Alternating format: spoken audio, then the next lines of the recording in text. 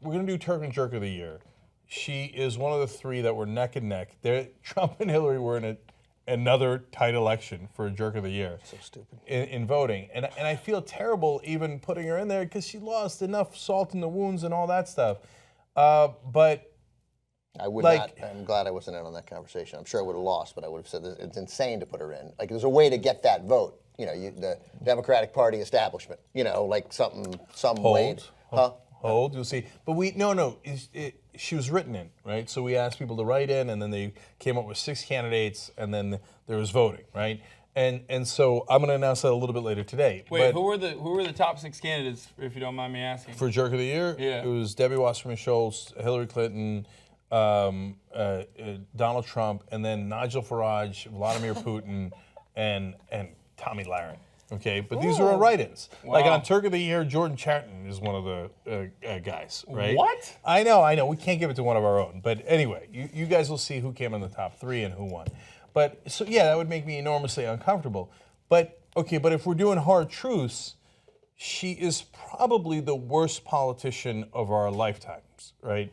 She I disagree with that. lost to Barack Hussein Obama when people thought an African American had no chance of winning. And he was a no-name senator. I mean, he did a great speech in 2004 and was rising. It wasn't like it was out of nowhere. But it was hard to lose that, and she did when she was the prohibitive favorite to begin with. Bernie made up a 60-point lead against her. The only race she ever won was in super comfortable New York, which is deeply liberal, with giant brand name recognition. And then lost to the worst candidate we've ever seen in our lifetime. So no, I got it. I mean, yeah, you can make that case. I would say that I don't object to the. I don't think it's a sign of her weakness losing to Obama. I think it is that to me is again that the Democratic Party establishment, for whatever that means, kind of got the wrong message from that. They thought that the Obama victory was an indication that we liked the way Obama governed, as it meant something. It was the beginning of what we're seeing here in 2016. yeah, and that's why back in 2013, 3 years before the election, I did a video saying Bernie Sanders can beat Hillary Clinton in the primaries when everybody thought that was mental. The reason was they got the wrong message. It wasn't even about Bernie. It was that people don't want the establishment. They ignored the fact that we had an election in 2008 and she lost the primary. They're like, no, she can't lose a primary. Wait a minute, she already lost one, right? And so she could have lost the primary. She didn't, and it turns out we were right that she was a bad candidate. I mean, look, part of it was Obama was a great candidate against her. That's definitely true. But when you total up that tally of Hillary Clinton, that is not a good record for a politician. But that's not why people obviously voted her in as Jerk of the Year. People aren't like, oh, she's a jerk because she's a bad politician. People think she's a jerk because she represents the old guard of politics, right? And yes, that's what that's we're true. And Cenk is, I think, also, but a big part of why she's a bad politician is that try as she might, and she didn't try hard enough to get away from that. That's why she Do you think that was a possibility? Honestly, do you really think that given 30 years of just written in, like Hillary Clinton is this person, like we know her as the representative of the embodiment of the establishment. For 30 years, people have hated her, people have loved her. Do you think it was even possible for her to overcome that and come out as like authentic and really voice concerns for the Bernie followers within the Democrats? I think that's an excellent question, but it's a complicated answer because in Hillary's case, probably not because of who she is on the stump. But like I was having a conversation with somebody who was wondering, progressive, but again, it just shows you how little many people who are on the pay attention.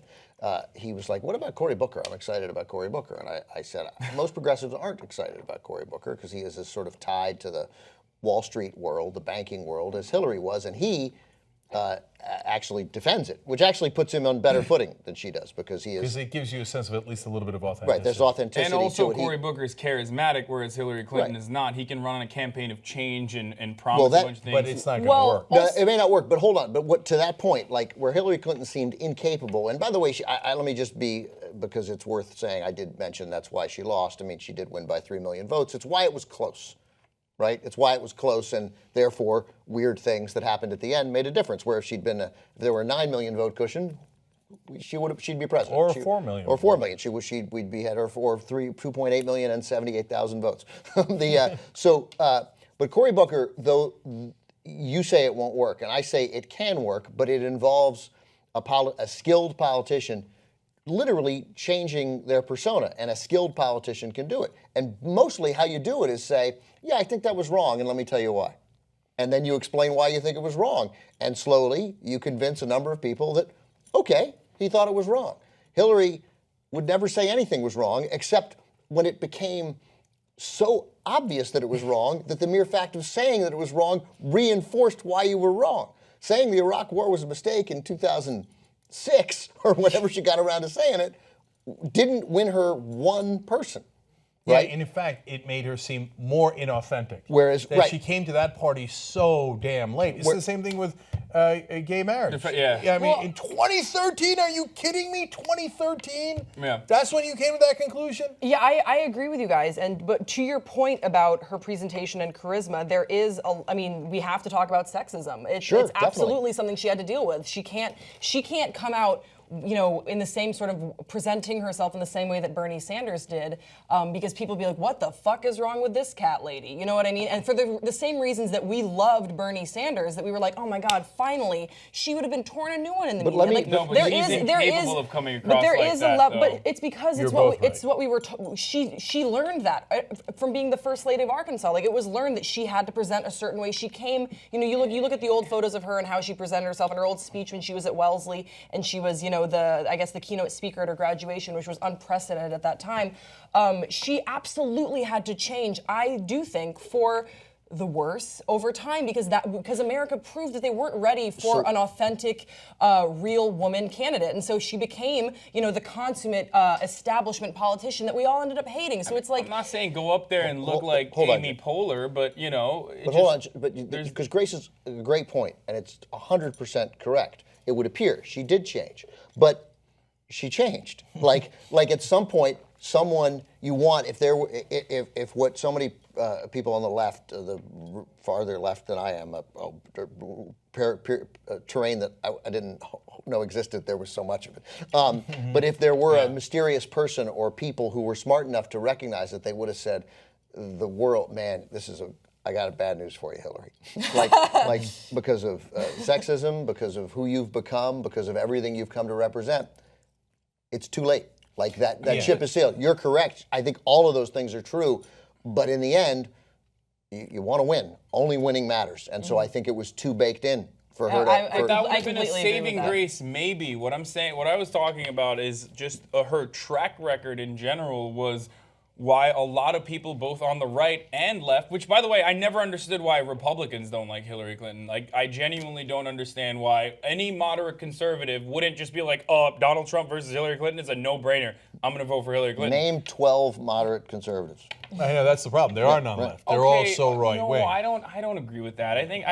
Who? No elected officials. I mean. I was referring to like people that I know that were conservatives. So those are great points, did vote for Hillary Clinton instead because they were just like, this is a no-brainer for us. Hillary Clinton is a very progressive conservative candidate. I know what you're saying. She's center-right. And if you're center-right, you should love Hillary Clinton instead of like insane right like Donald Trump. But they did so much propaganda against Hillary Clinton that in their mind, she was the boogeyman. She was crazy left, because of Fox News and all the blogs and all that stuff.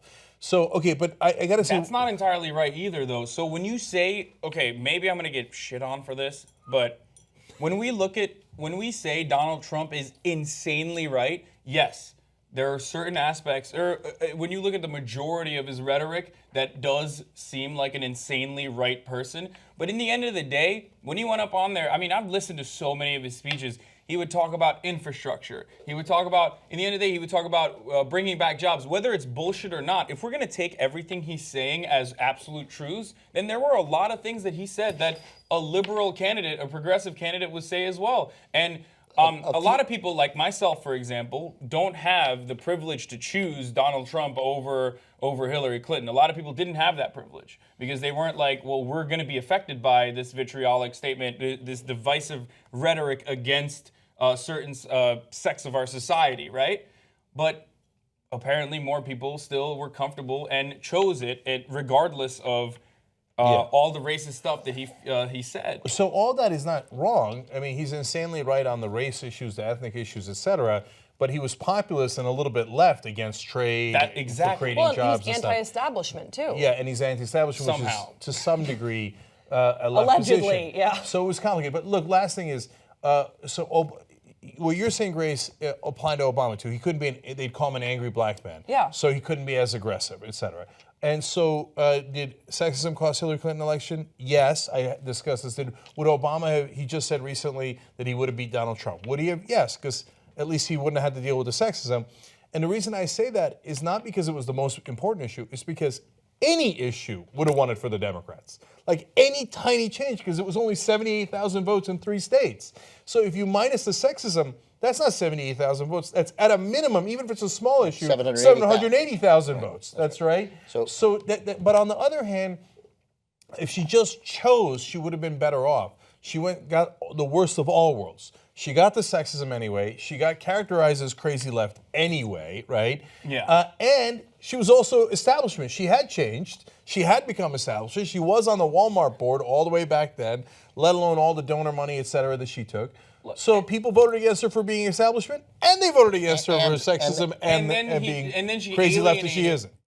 If you want to see this happen, donate $3, $20, $27, whatever you can afford. You know that if everybody that's watching this video donated right now, we could stop the fundraising because we'd have enough. So go to TYTnetwork.com/go. We'll wait while you make the donation. Thank you for doing it and for building a great new journalism team. And thanks for watching.